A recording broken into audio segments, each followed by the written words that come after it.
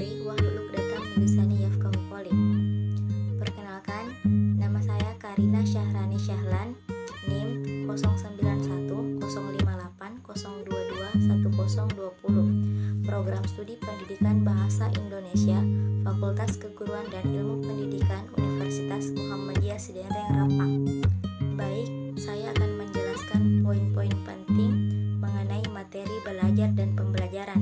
Terlebih dahulu, kita harus mengetahui pengertian belajar dan pembelajaran.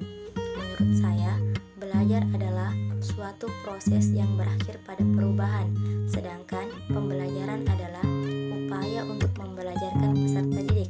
Pada intinya, pembelajaran adalah usaha yang dilakukan oleh pendidik untuk membelajarkan peserta didik yang pada akhirnya terjadi perubahan perilaku.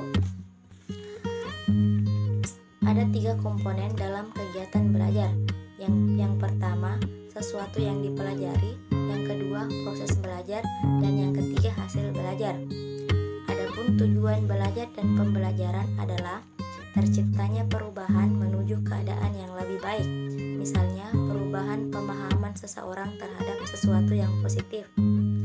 Selain dari pengertian dan tujuan belajar pembelajaran, terdapat pula interaksi belajar mengajar, seperti kegiatan dalam interaksi belajar mengajar antara siswa dan guru.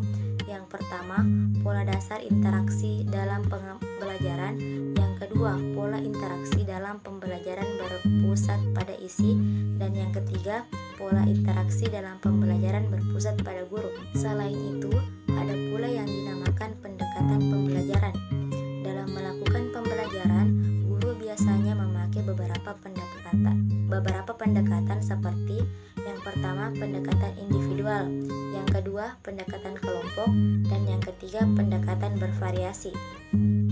Berikutnya, model, strategi, dan tahapan pembelajaran. Model pembelajaran dikelompokkan menjadi 4 rumpun.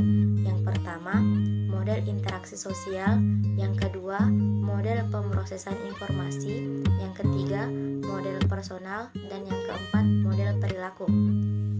Selain daripada itu, prestasi belajar dan motivasi belajar juga sangat penting dalam materi ini. Sedikit saya akan membahas mengenai perbedaan prestasi dan motivasi belajar. Yang pertama, pengertian prestasi belajar. Prestasi belajar adalah hasil yang telah dicapai dari suatu kegiatan yang berupa perubahan tingkah laku yang dialami subjek belajar di dalam suatu interaksi dengan lingkungannya. Adapun faktor yang mempengaruhi prestasi belajar, yang pertama, faktor internal. Contohnya, faktor jasmania dan faktor psikologis. Yang kedua, faktor eksternal. Contohnya, faktor keluarga, sekolah, dan masyarakat.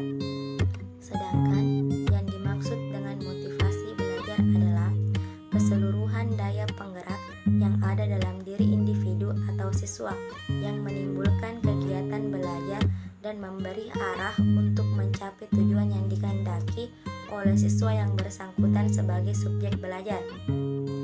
Terdapat macam-macam motivasi belajar. Yang pertama, motivasi intrinsik adalah motivasi yang berasal dari dalam diri anak sendiri. Yang kedua, motivasi ekstrinsik adalah motivasi atau tenaga-tenaga pendorong yang berasal dari luar diri anak. Dan terdapat pula fungsi motivasi belajar. Yang pertama, mendorong timbulnya kelakuan atau suatu perbuatan. Yang kedua, motivasi berfungsi sebagai pengarah. Yang ketiga, motivasi berfungsi sebagai penggerak. Mungkin hanya itu yang dapat saya sampaikan mengenai materi belajar dan pembelajaran. Mohon maaf bila ada kekurangan karena kesempurnaan hanya milik Allah Subhanahu wa taala. Billahi fisabilil haq fastabiqul khairat. Wassalamualaikum warahmatullahi wabarakatuh.